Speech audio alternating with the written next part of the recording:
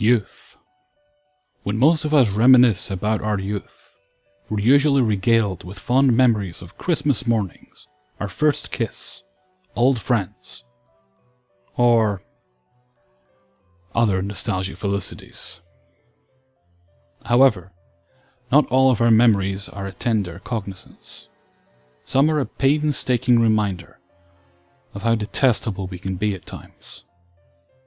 I was an abhorrent, arrogant 17-year-old with a questionable future, especially if I would have kept on my pernicious path.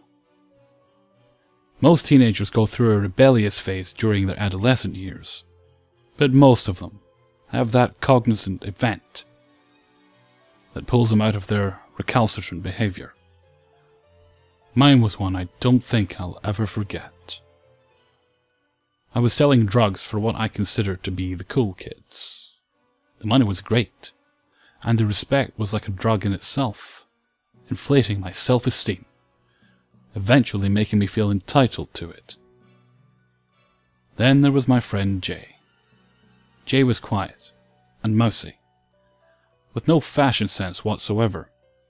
His feeble disposition made him easy to trust, and ultimately, control.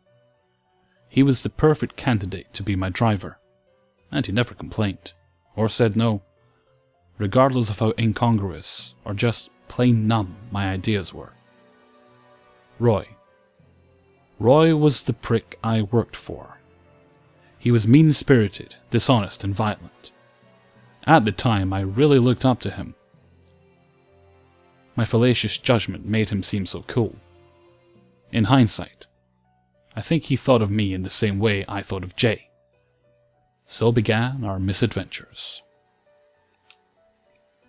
We dealt primarily with weed. Roy sold the harder stuff, and had all the connections. Jay and I were two of his runners. And we would on occasion take Roy to make drops and pickups, but rarely to meet with his suppliers. One particular summer, weed was scarce. We couldn't find it anywhere. Even the rasters were dry. Roy had a line on some crazy bud, but we had to go out of town to get it. Up until now, all our pickups were usually in the city, or just outside of it. Roy told us we needed to drive to Alberta and Saskatchewan border to meet his hookup. Jay and I obviously agreed, and were kind of excited for the trip. We headed out early afternoon. The drive took us a few hours, and it was kind of boring, and to be honest, Roy was becoming insufferable. Roy liked to pick on Jay. He saw him as an easy target, as Jay never stood up for himself. As for me, I liked Jay. Sure, he wasn't the coolest guy in the world, but he did a lot for me. We were nearing our destination, and I could tell Jay was starting to get fed up with Roy. His face expressed it subtly. But having spent most every day with him, I could tell. I couldn't wait to grab the weed, hoping once we smoked a joint together, Roy would lighten up a little. Having no idea what we were about to get ourselves into, Roy pointed out that we were almost there. We pulled off the highway onto some old back roads. After navigating the unlit thoroughfare, Roy told us to pull over and he made a call. He pontificated with his supplier for a few minutes, then delegated to take the road up another mile or so. Jay obliged. As we approached our destination, we could see just where we were headed. It was an old, near dilapidated motel.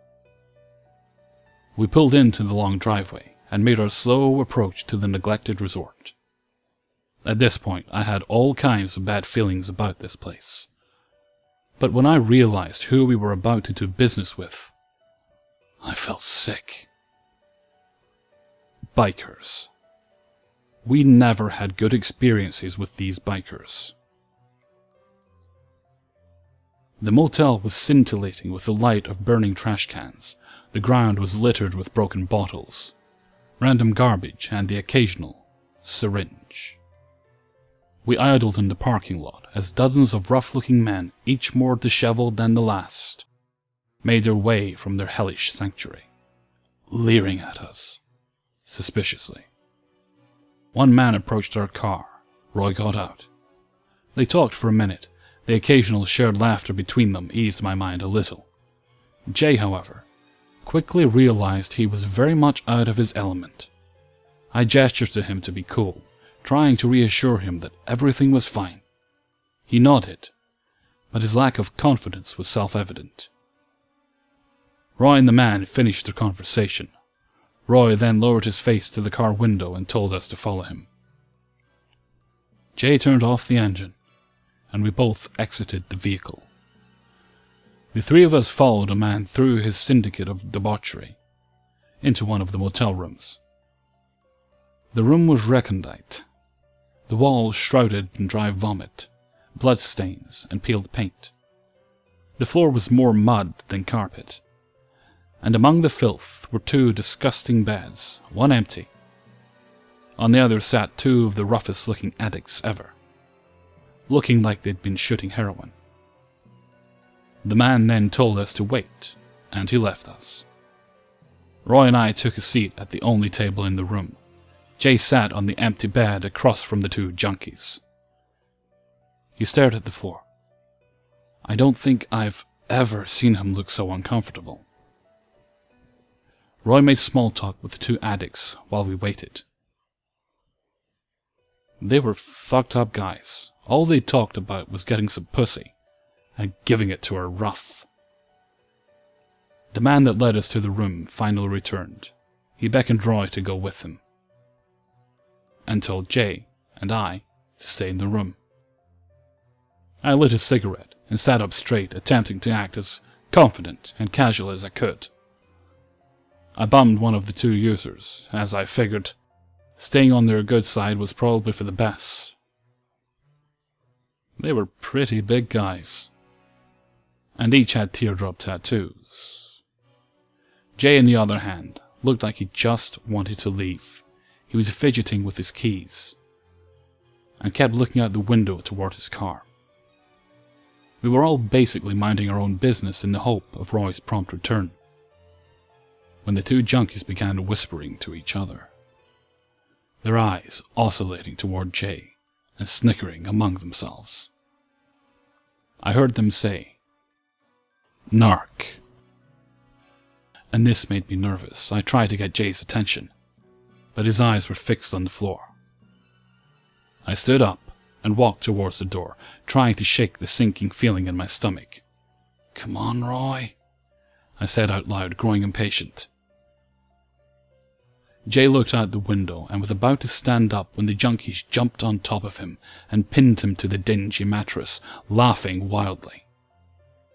The bigger of the two had a syringe in his teeth and was trying to tie a belt around Jay's arm, when the other put his knees on Jay's chest.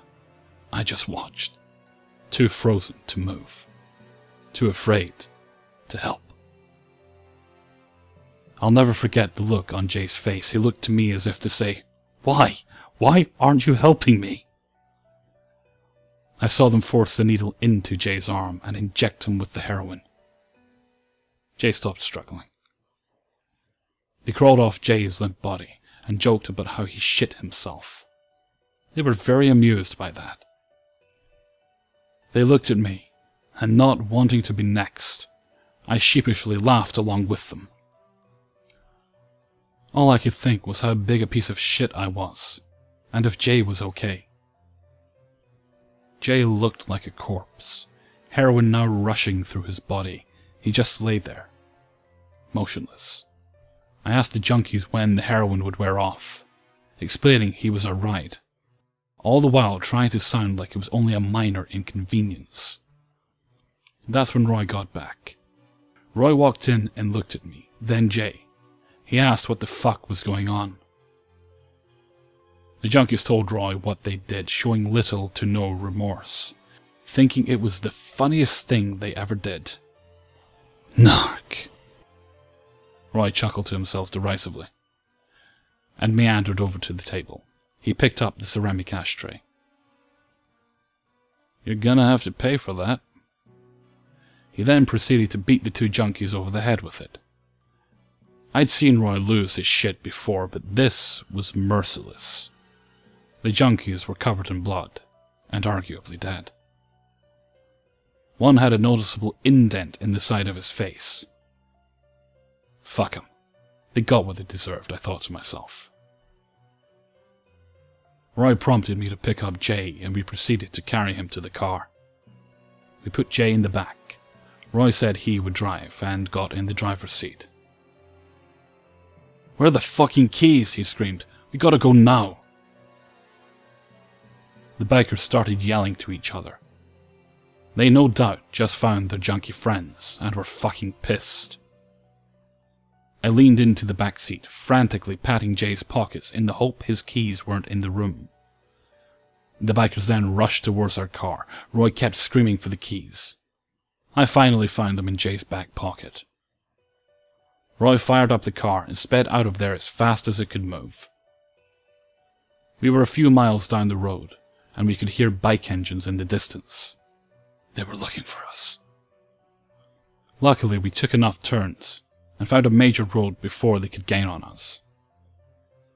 On the ride home, Roy chewed me out for being a pussy and letting them do that to Jay. He was right. I was in way over my head. My friend endured the most traumatizing experience of his life, and I just let it happen. Jay came down off the drugs by the time we got home, but was, understandably, shocked with me. He didn't even want to look at me. There is more to this story. It didn't end there for Roy. He had to deal with those bikers eventually. From what I heard, it got pretty messy. Jay didn't talk to me ever again after that night. I don't know what became of Roy. Last I heard, he was arrested for murder years later, on an unrelated incident. Jay actually started selling crack for Roy after that night, and eventually became a crackhead. Probably my fault.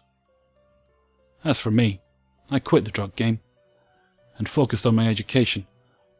However, I do still smoke weed. I think about that night a lot, and I wish I could have done it over again. Maybe things would be different. Well, as kids we sometimes make bad decisions. Some we learn from, and others we don't. I learned a lot from that one. And Jay, I'm so sorry, man.